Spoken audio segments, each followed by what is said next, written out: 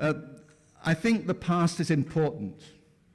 We tend to be ahistorical a lot of the time nowadays. We think it's all happening now and it never happened before, and you know, it's all about the present and me, basically. But I think it gives a perspective on the present, important one.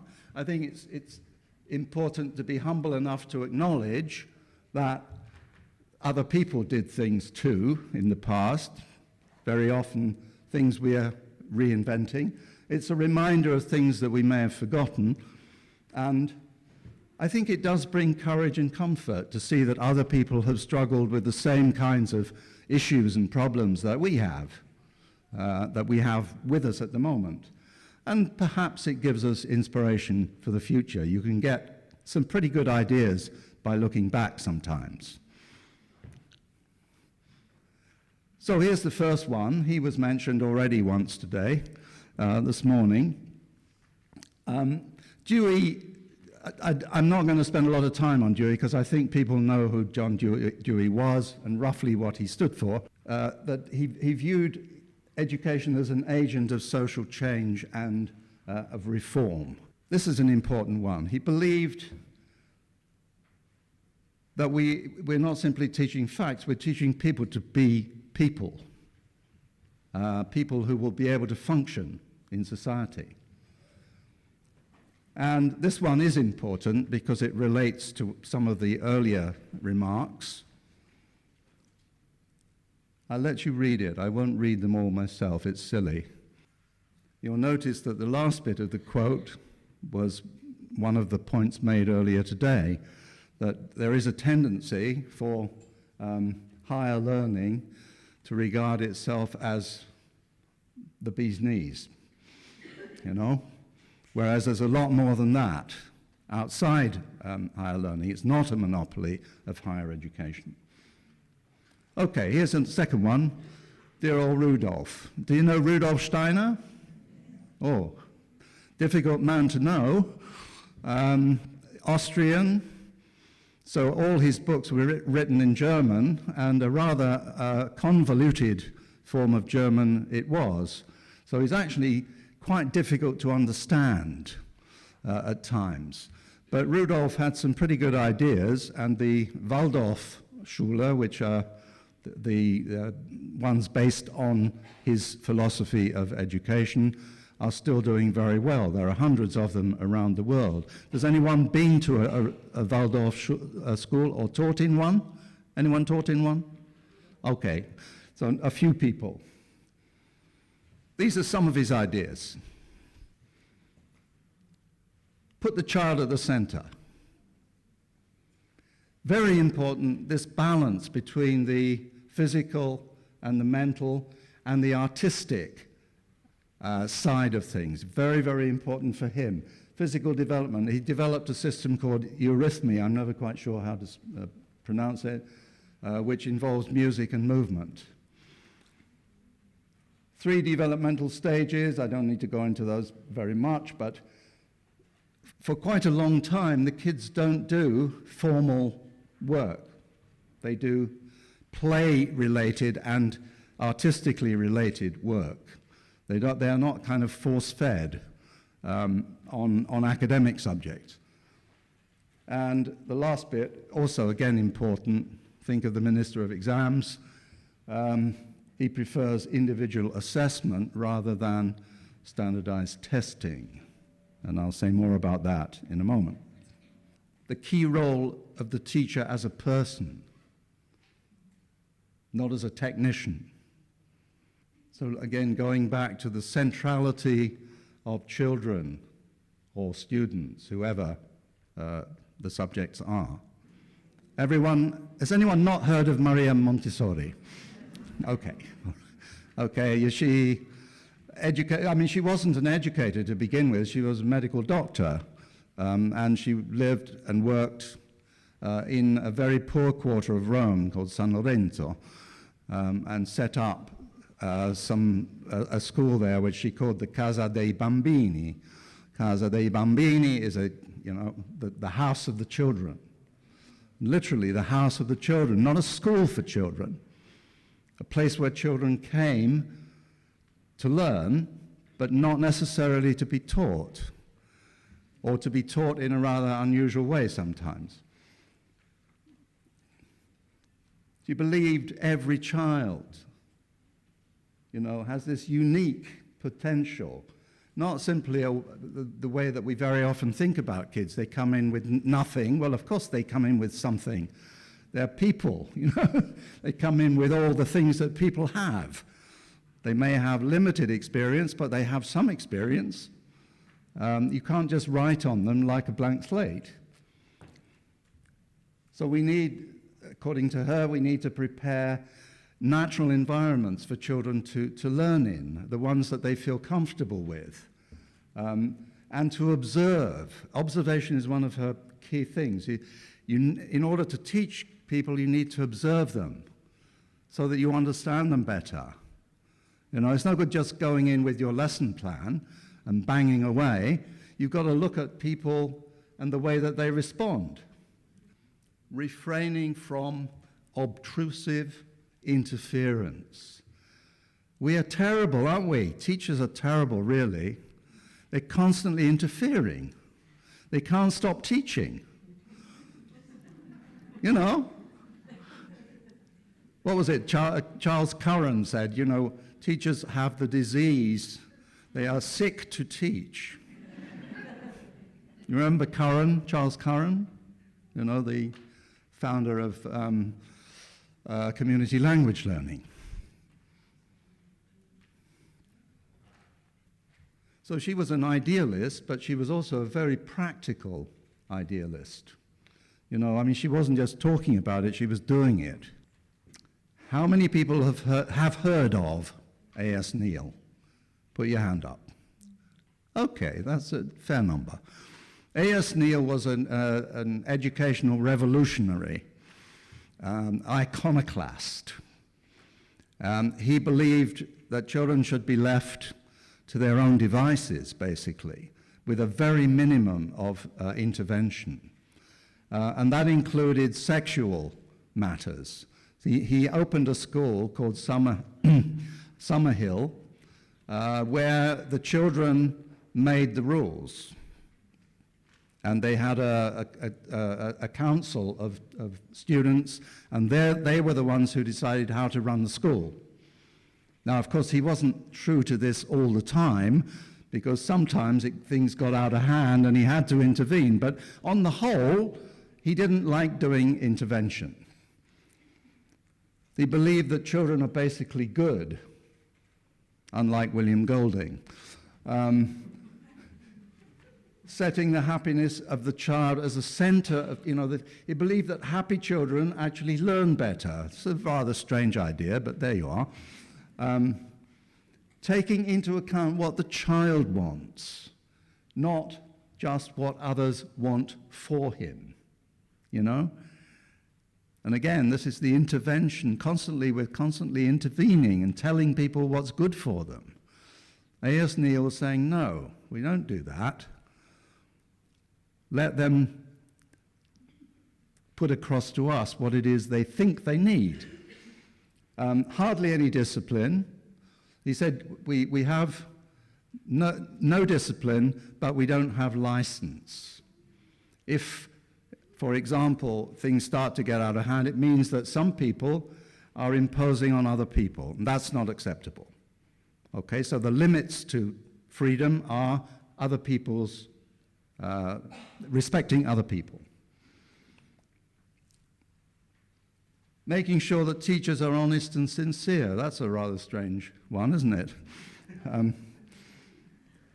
And yeah, I mean, he went rather far, because when the kids were in the school, that was it. That was their family, basically. So the school was their home. And he kept parents away as far as possible, because parents are not very good at bringing up children either. So Neill was a bit of an iconoclast, I should say. I like the third one best of these quotes. So he's pointing up the possible negative aspects of education, which simply inculcate things into kids so that they become willing victims of society when they leave. Sylvia Ashton-Warner, no, she worked in Maori schools in New Zealand back in the 30s, I think. She wrote a wonderful book called Teacher. And she too was rather unusual. Always start with the kids, where they are now, and what they know. You don't need to plan lessons because the lessons will plan themselves if you do it right. She had a wonderful literacy program for Maori kids, where instead of using the kind of Janet and John readers, or whatever they were called at the time, you know, these anodyne, silly readers that people used to learn to teach reading, she got the kids to bring the words from home. What are the things that matter to you? So she got words like fight and swear and bad and, you know, knife and things like that. And the kids gradually appropriated the words that meant something to them.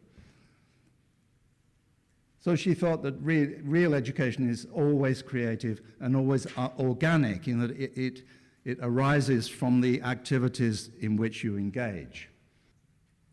And if you can get hold of a copy of this book, Teacher, it's not very big, not very thick. It is absolutely wonderful because she really shows you how she did this.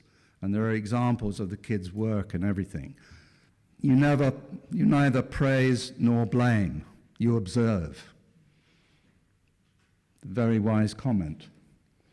You let everything come out uncensored, otherwise what's the point? Again, discipline. The discipline emerges from the activity. It may look like chaos, but actually it's very disciplined chaos. And the discipline comes from inside, not from outside.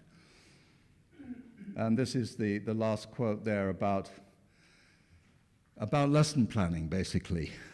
You know, do you want to anticipate everything that's going to happen before it happens? It's a rather curious way of going about life, that trying to control everything before it happens. That's why lesson plans are pretty well useless, actually. I mean, I believe that. That's my belief, not hers. But it's hers as well. And she has a nice sense of humor and self-deprecation, too.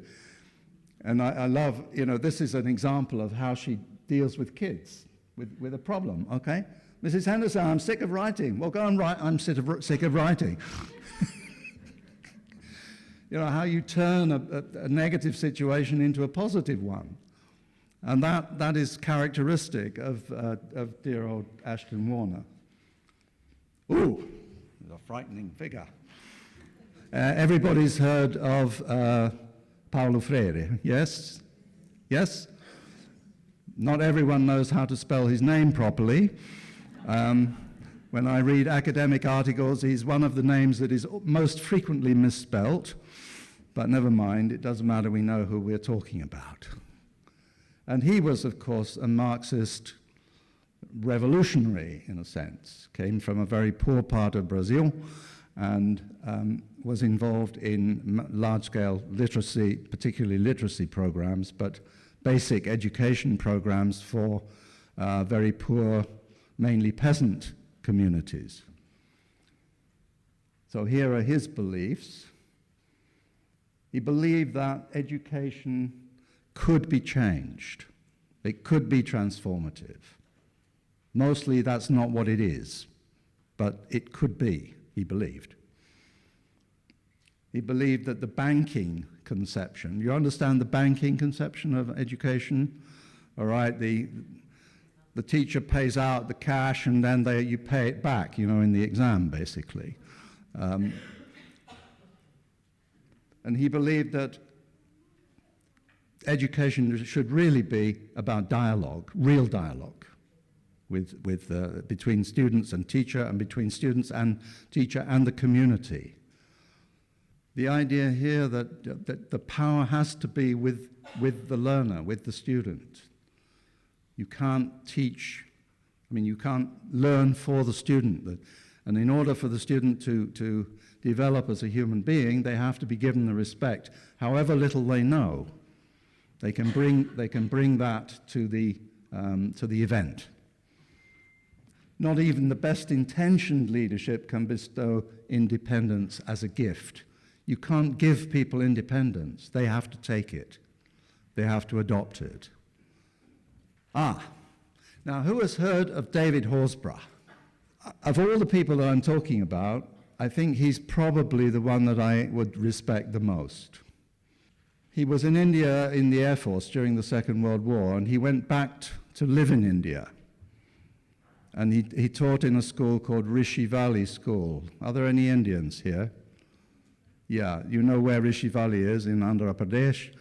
And it was a school founded by Krishnamurti. It was a Krishnamurti Foundation school.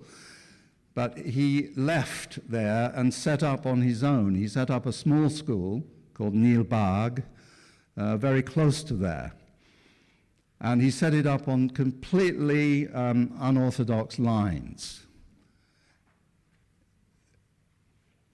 He took in he took in anyone from the local community, including parents. And they were, the classes were not horizontally arranged, they were vertically arranged.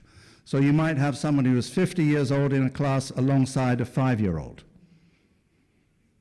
No ability grading. So everybody was at different stages, different ages, different, rates of development. And the teachers that he used were all untrained. He said, I don't want any trained teachers because I'll have to untrain them. I want teachers who are open to doing things. And it was absolutely marvelous. One of my greatest regrets is I worked in India for 4.5 years, and I arrived in India the week before David Horsburgh died.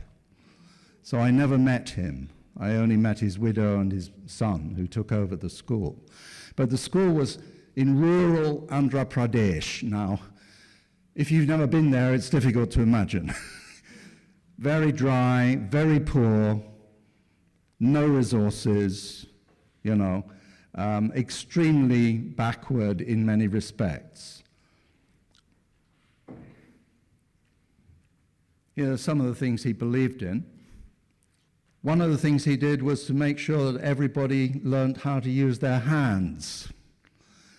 So he taught motor mechanics, for example, to girls as well as boys.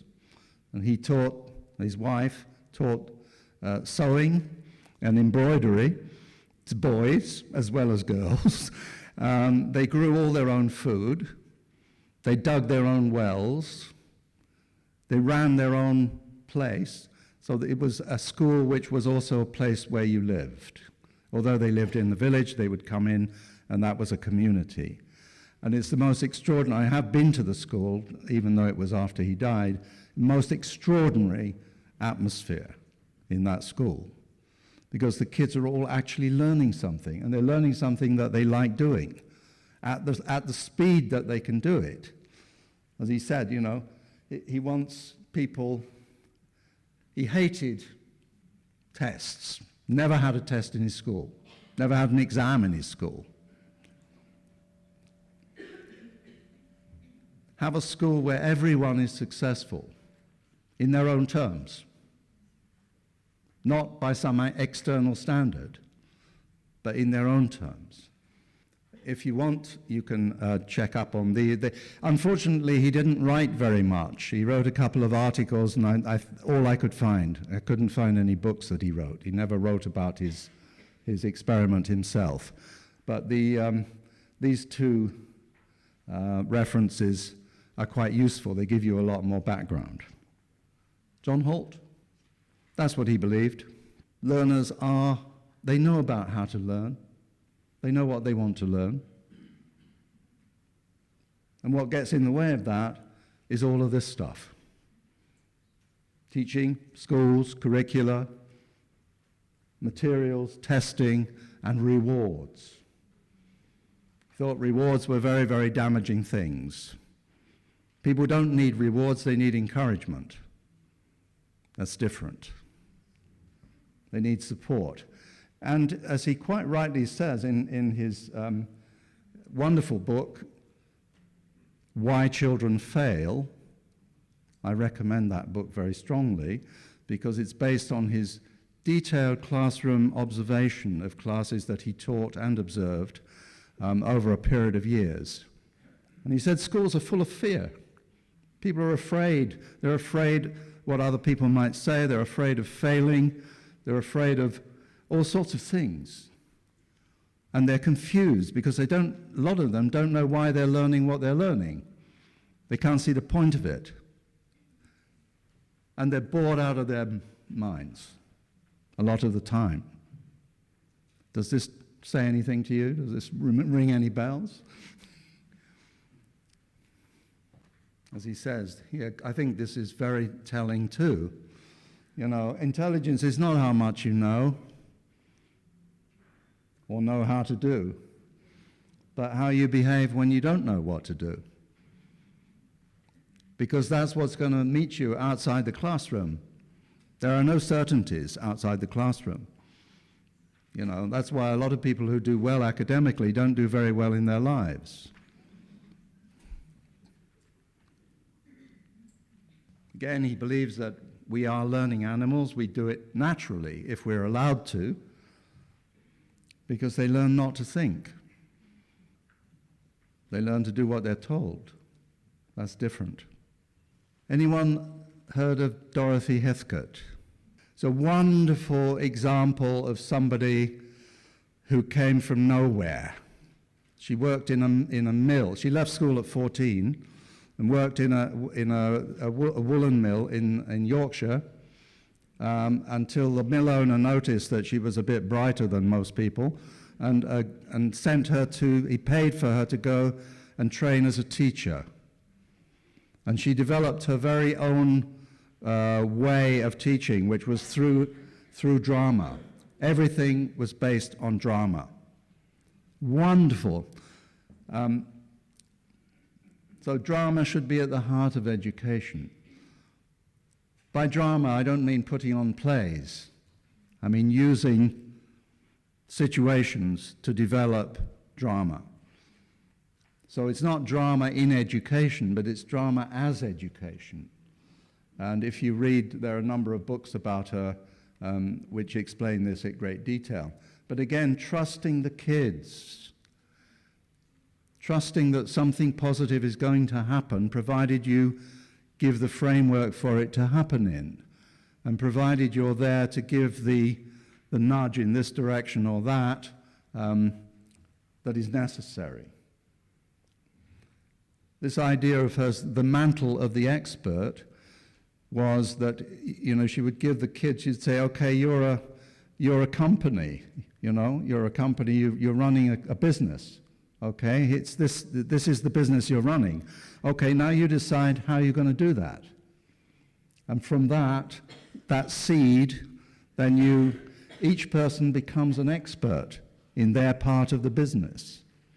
And extraordinary results from that. Yeah, there's a book by Marianne Wagner, I think her name is. This is what she calls the left hand of learning, understanding something from the inside out rather than having something imposed on you. And a great belief in the value of improvisation. You cannot plan learning or teaching. You can, but it doesn't work. So you have to learn how to improvise. So more Heathcote. Don't worry, this is the last one. Ken Robinson. Anyone heard of Ken Robinson? Yeah, he's the most prolific, not prolific. You know the TED Talks? TED Talks? I think his still has the record for the largest number of hits for a TED Talk. And he gave this wonderful TED Talk, which I'll give you a reference to in a moment. He believed that education should foster diversity. In other words, broadening the curriculum. What we see at the moment is a narrowing of the curriculum the whole time. And people kind of accept that, including our present Secretary of State for Education. Individualization, not standardization. Creative teaching, and much less emphasis on standardized testing, which is possibly the greatest blight on education anywhere. Nice thing here. How intelligent are you? No, wrong question. How are you intelligent? Everyone is intelligent in different ways, and that's what you have to look for. And again, you know, the importance of bringing in all aspects of our human capability, not just what goes on in here. I recommend this book too, The Element.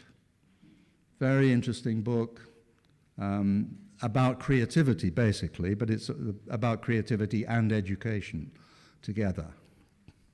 And there was also a British Council event a few months ago where a number of innovative primary schools, particularly primary schools, but also some secondary schools, people were talking about how you could manage creativity even within the context of the current curricular constraints. And that was interesting. The fact that very often people will say, no, we can't do that because of the constraints.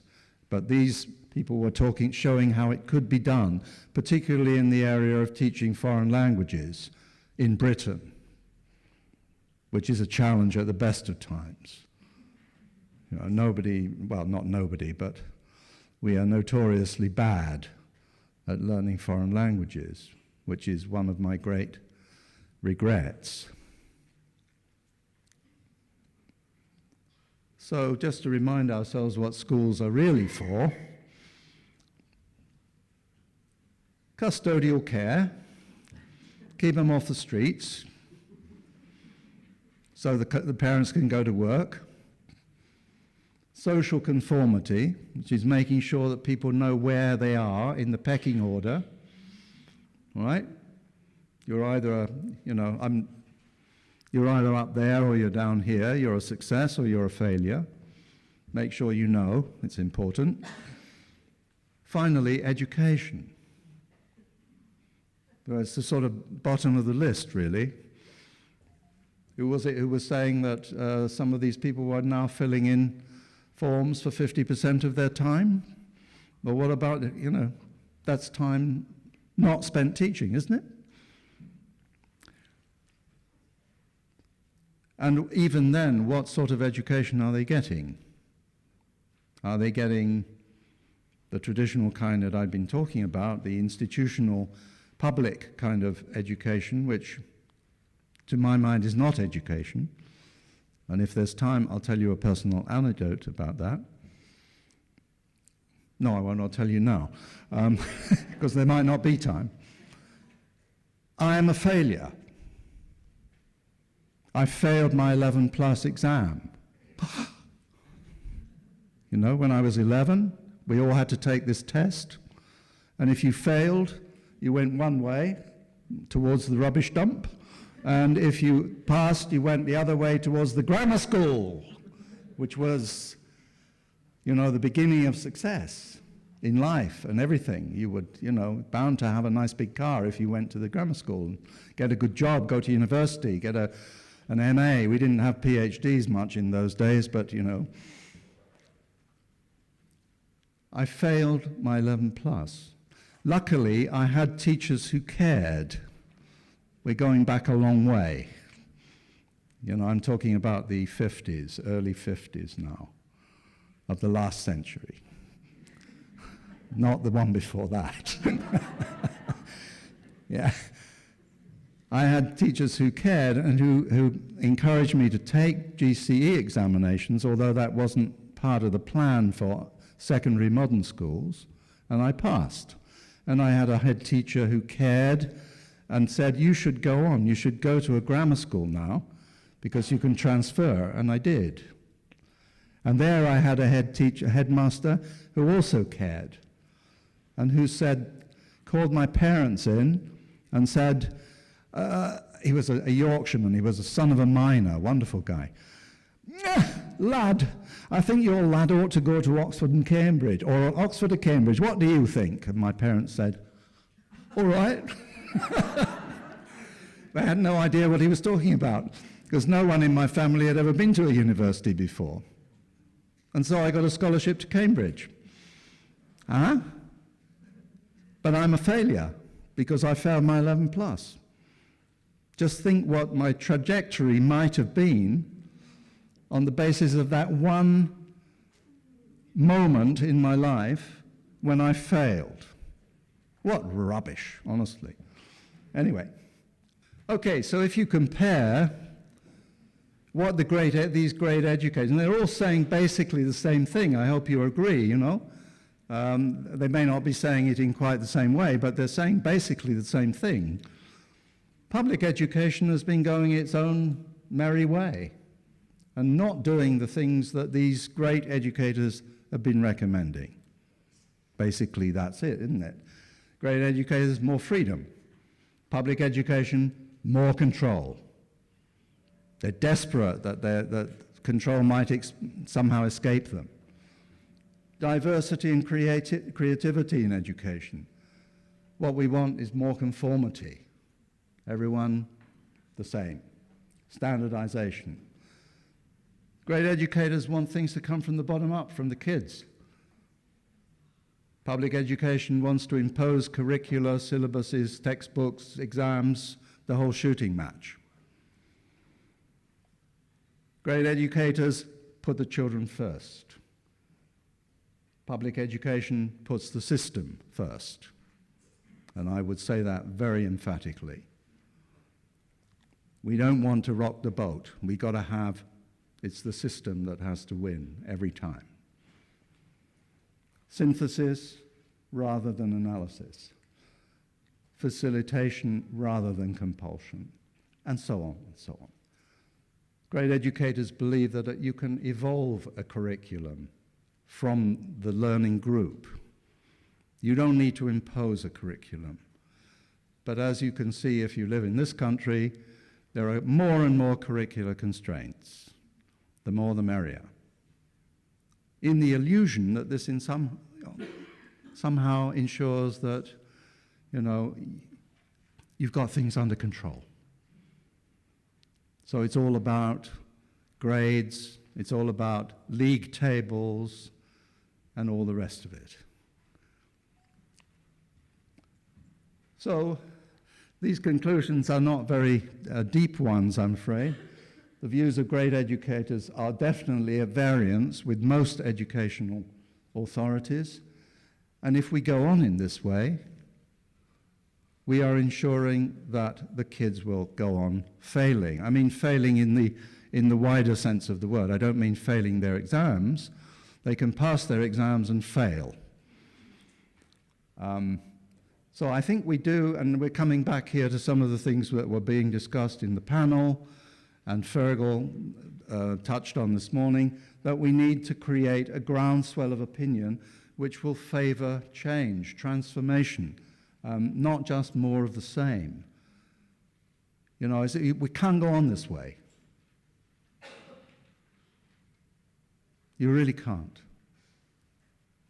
I'm so old now that it doesn't matter to me. Well, it does matter, but I mean, there's nothing much I can do about it except to get up on my hind legs every now and again like this and rant. You know? Yeah, you need a sense of humor anyway. All right. You can contact me on email if you're interested. The link below there is one of the things that I have tried to do in my own community, that is the English language teaching community, is to set up a group we call the C group, which is the creativity for change in language education. More creativity, not so much of all this other gumph, okay?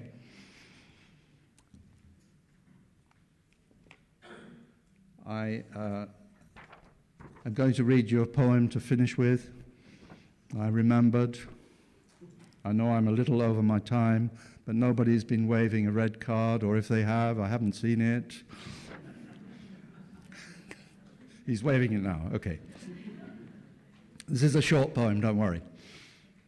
It's called It May Not Matter, and it's by that well-known poet Anon.